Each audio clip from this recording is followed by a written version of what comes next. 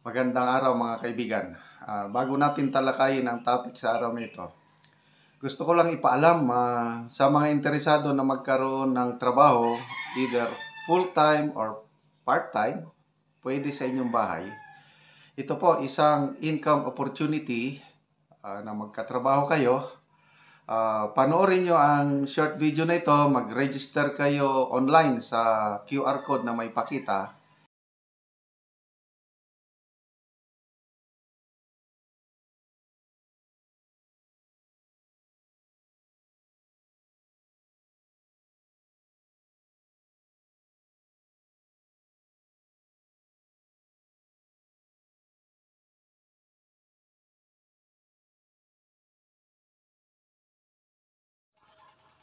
Kumusta na ang tunay na kalagayan ng pagkakaibigan ni VP Sara at ni Senator Amy Marcos?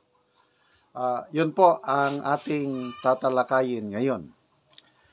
Kanina, naging keynote speaker at saka guest of honor si VP Sara sa 50th anniversary celebration ng Philippine Chamber of Commerce and Industry. Pagkatapos ng event, ayun, nagkaroon ng ambush interview ang mainstream media at yun, natanong, maraming tanong at isa sa natanong ng media is kumusta na ang pagkakaibigan ng dalawa in relation doon sa kwento ni VP Sara na nag-warning siya kay Senator Amy na huhukayin niya ang labi ng Yumaong Marcos Sr. Okay, pakinggan natin itong balita ng 1PH. Sinamarize ng reporter ng 1PH, ano na ang kalagayan ng pagkakaibigan ng dalawa? Tanong, no? Sila ba, itong si VP Sara and si Senator Amy, mag-BFF pa rin ba? Ano na bang estado ng kanilang friendship? Tinanong natin yan eh.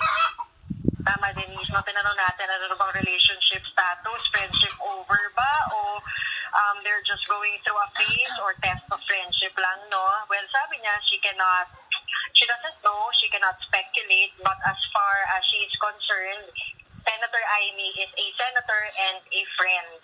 So, as we speak daw, friend pa rin nga si Senator Amy. Pero, eto matapos daw yung kanyang press conference nung Friday, nag-message or nag-text daw siya kay Senator Amy.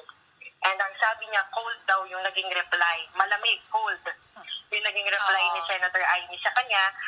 Tinanong namin ano yung context or content ng message niya and yung reply. Sabi niya, pinaubayan niya na kay Senator Amy yun bilang nakatatanda raw. Pero, base daw doon sa kanilang common friend, naiirita raw si Senator Amy kay VP Sara at kay Pangulong Bongbong Marcos. Ang sagot naman ni VP Sara at pinapaabot niya through their common friend papunta kay Senator Amy, wag daw sa kanila ni PBBM mainis. Dapat daw kay First Lady Lisa Araneta Marcos at kay Speaker Martin Romualdez.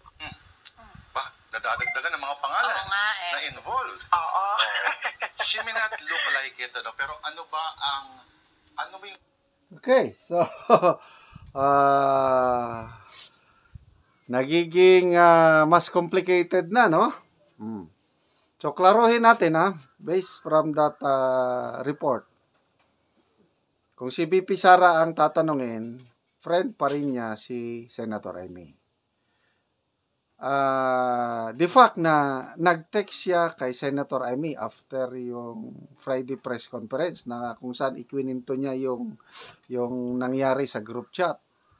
So, ibig sabihin, dahil si VP Sara ang nag-initiate nga nag-text, parang nagpaliwanag, kaibigan pa rin. Yun ang basa ko dyan. Itinuturing pa rin niyang kaibigan na bilang nakakatandang kapatid, ikaw nang bahala sa friendship natin. So, malamig ang response ni Senator Amy.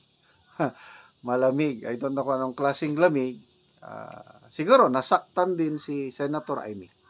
Kasi kung ako ang nasa kalagayan ni Senator Amy, mabibigla ko doon, masasaktan. Kasi, dapat yun na wag na lang sanang sabihin. Kaya lang, yun na nga, napuno na siguro si VP Sara Ayan ay kwento niya. Pag gusto niyang maipalabas yung ganong dinidibdib niya na hinakit o ano, tampo o ano, kasi sabi nga ni Senator Cynthia Villar, sobra na siyang prinoprosecute o inaapi ng kabilang kampo. So, dito, mabuti at may common friend. So, dahil may common friend, hindi na talagang lumamig na. Hindi pa man siguro naputol yung pagkakaibigan. Naging cold lang yung isa, si Senator Amy. Kaya lang, meron ng tagapamagitan, mediator, common friend. So dito, bagong revelasyon ito, naiinis si Senator Amy kay PBBM at kay VP Sara. Bago yan. Dahil sa away nila siguro. Kasi yung mga previous na pahayag ni Senator Amy, sabi niya, kung may mahal ka sa buhay na nag-aaway, gagatungan mo o i-reconcile mo? Ayun. Gustong i-reconcile ni Senator Amy ang relasyon ng kanyang kapatid at ang kanyang kaibigan. Masyadong palaban na itong si VP Sara.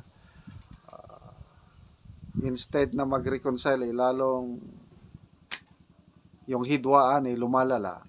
Kaya ito, understandable na frustrated ngayon si Senator Amy dahil kapwa niya mahal, kapatid at kaibigan, gusto niyang magkaayos, hindi pa rin nagkakayos. Kaya yun, galit. Ito ngayon ang matindi.